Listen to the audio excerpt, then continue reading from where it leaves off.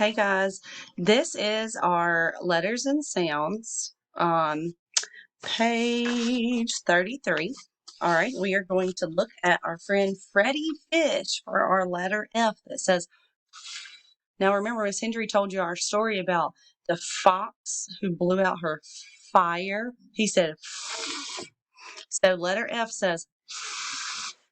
Now, letter F is a fun one to write. It almost looks like a capital E because remember, your capital E is a pull down, push across, push across, push across.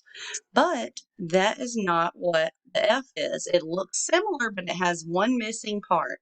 All right, so our capital F is going to be a pull down, push across, and push across, but we don't do any more push across. Then your lowercase is a candy cane with a push across. So let's try to write some over here. Pull down, push across, candy cane with a push across. Because F says, as in fox,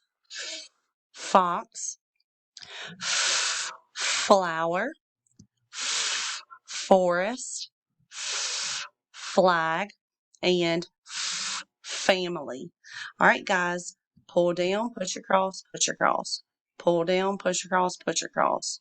Candy cane with a push across. Candy cane with a push across. Bye, friend.